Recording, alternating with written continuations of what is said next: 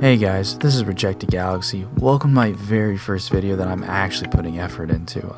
I've made videos in the past, but I've never gone as in-depth as I have in this video.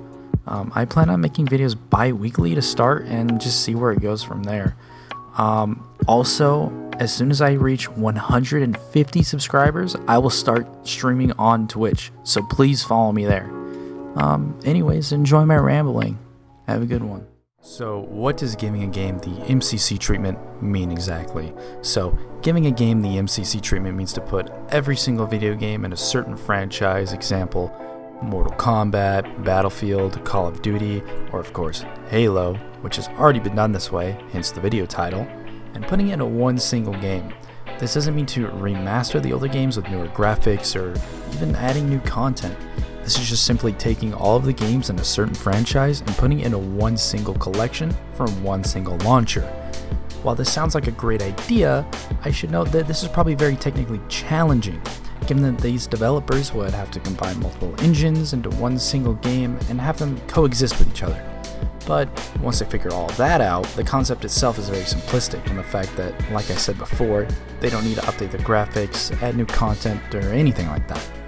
They would just need to get the game running and fix the bugs for the most part.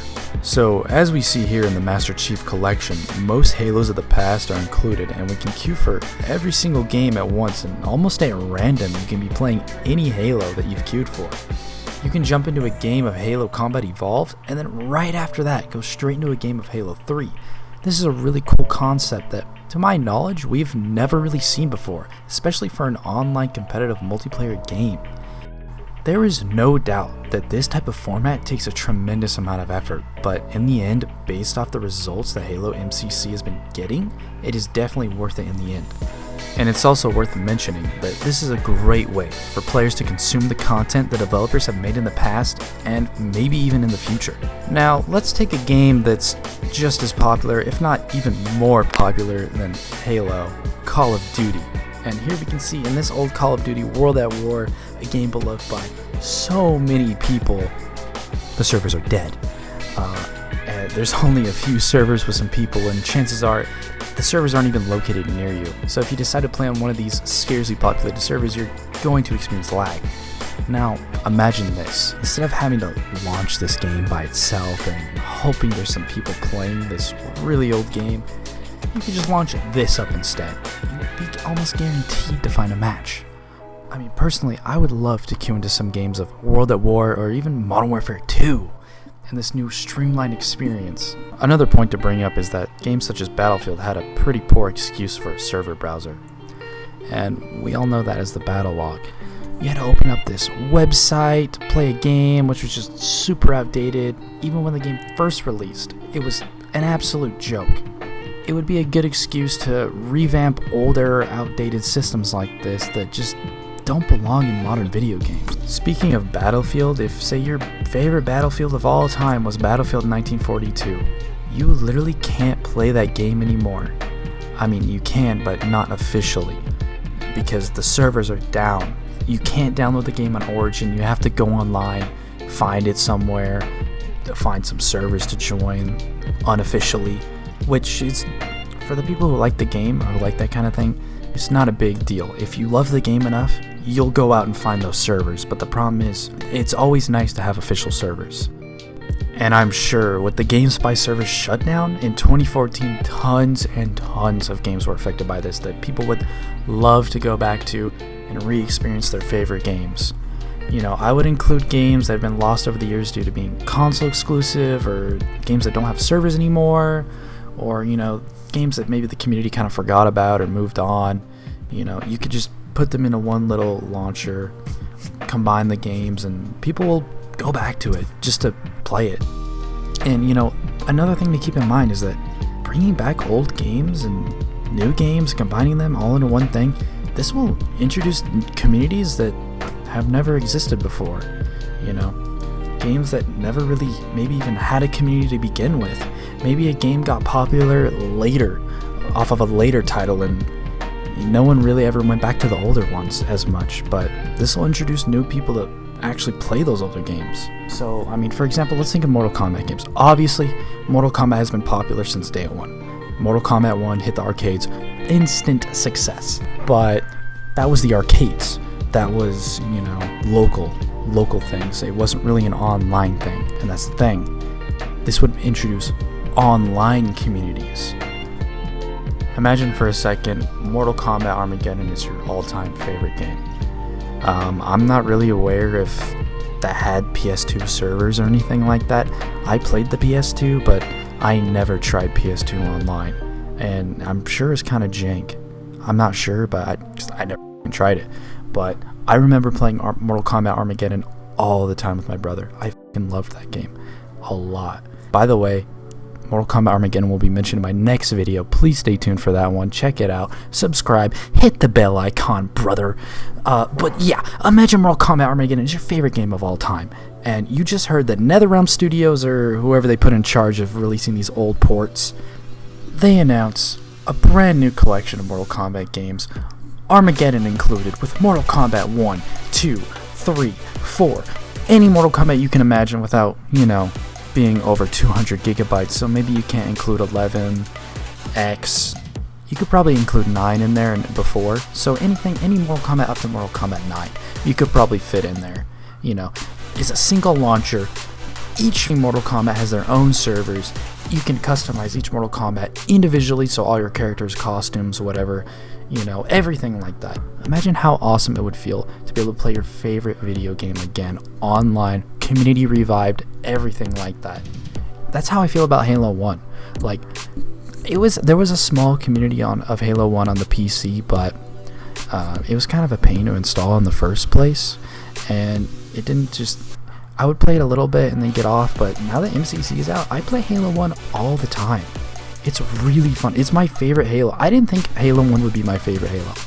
Halo 3 I've always regarded as the top Halo. Halo 3, my absolute favorite, but after playing the MCC a lot, I've grown to really, really love Halo 1. Like, I couldn't imagine that. That can happen to any game. You know, you're playing Call of Duty and you're like sitting there in a Call of Duty 2 lobby and you're like, wait a second. I'm having way more fun in this Call of Duty 2 lobby than I was playing Modern Warfare. That could happen, because that happened to me. And that's the whole point of this thing. You know? Showing people old games that they could really love. They could fall in love with. Straight up. And the last thing I want to talk about is something that I know we all love, which is customization and unlocks. And it is definitely one of the best things to come to the MCC is the new customization system. Like, being able to customize and unlock items for each game individually is just great. And they will never go away. That's the thing.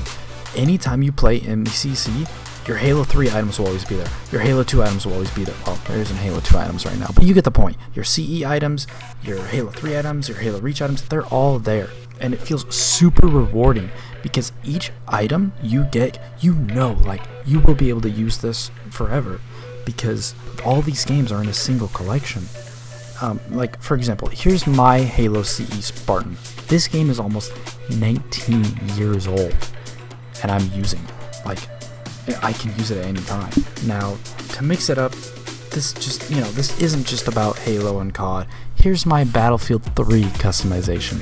I've spent the time and effort unlocking all of these weapons, modifiers, camo, everything you can think of that you can unlock in Battlefield 3, and guess what?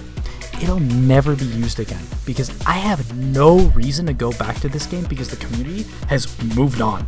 Yeah, there's one single server in my region that's fully populated, but what if I don't like this game mode they're playing? I mean, this game has all of the other content that isn't being utilized because this game has been left in the dust to rot. Straight up. But, I mean, if all the battlefields were combined in a single game, you know, like the MCC was, every unlock would feel rewarding. Every single one. You know, because rather than unlocking an item and thinking, well, that's nice, but, you know, all I'm going to do is just forget about it as soon as the next battlefield comes out. Instead, you can just think, oh yes, another item for my collection of games. And they can go, you know, they can even go the extra mile like they've been doing in the MCC. Like, they can fully well add new customizations if they feel like it, you know, to the games that, even the games that didn't have a customization system at all. Halo Combat Evolved had nothing besides being able to choose your color, your Spartan color. guess what? Now they have weapon skins, vehicle skins, visor colors, and more. You know, they could totally add things like that to the first Call of Duties. Even if it's something, or, you know, the first Call of Duties, Battlefields, any game you can think of. Like, you know, even if it's simple, something as simple as just choosing your favorite player model for each faction, you know? And that's about it. I hope I've been able to convince you guys that games in the future would be better consumed this way for the foreseeable future, because personally, I've been really spoiled by the MCC. For this last part of the video, I just want to go over some pros and cons. And the first pro is that unlocks are meaningful. I really don't think I could play another Call of Duty or Battlefield and actually get excited about unlocking an item anymore, because as soon as the next game comes out, I'm just gonna have to start all over again, because I will have no reason to go back to an older game once the new one comes out. Whereas if they're all in a collection, I can go to any game at any time without having to install each game separately or anything like that. Variety is also a huge plus. Being able to jump from one game to another adds a huge amount of variety in terms of gameplay, game modes, anything like that. Having a uniform UI is also nice. Being able to see all of your stats, items, achievements in a single interface for all of your games in a series is really cool. Plus, being able to just jump from one game to another without having to, you know, launch separate games or anything like that, it's huge. And the last big plus is the community, really. Putting the players of a certain franchise all in a single place to play their games will add years to a game's lifespan. And if they decide to add later titles to the collection as they come out, it will only keep the game going further. And as a little mini plus, you can apply this type of format to any type of game. You could do single player games, co-op games, competitive games, anything. As long as there's multiple games in a series, you can add them all to a single launcher. But unfortunately, with every masterpiece idea, there's gonna be problems in the way. It's very technically challenging, like I mentioned at the beginning of the video. It's a huge task for developers to put multiple engines inside of a single game, and it's something you have to think about. 343 is a massive company with the resources that are able to handle making this type of huge project. I mean, other game developers might not have the same resources that 343 does, and that's just the unfortunate reality. Another thing is that as newer games come out, the size of them increase. Mortal Kombat 11 is gigantic, and even the older Battlefield games are huge. So space and size of the games is a huge thing. Like Modern Warfare is like, oh my god, I don't even know how big Modern Warfare is nowadays. 100 gigs? 200 gigs? I really don't know. But size is crazy, and it makes it really hard to do this if a game is 200 gigabytes. So that's why I mainly talked about older titles throughout this video. Thank you guys so much for watching my very first video that I'm actually putting effort into. I'd really appreciate it if you guys subscribed and checked out my social medias in the description. Like I said, I will start streaming on Twitch as soon as I reach 150 subscribers on YouTube, so make sure to follow me on there too. I'm planning on making videos bi-weekly and hope to see you guys in the next one. Peace.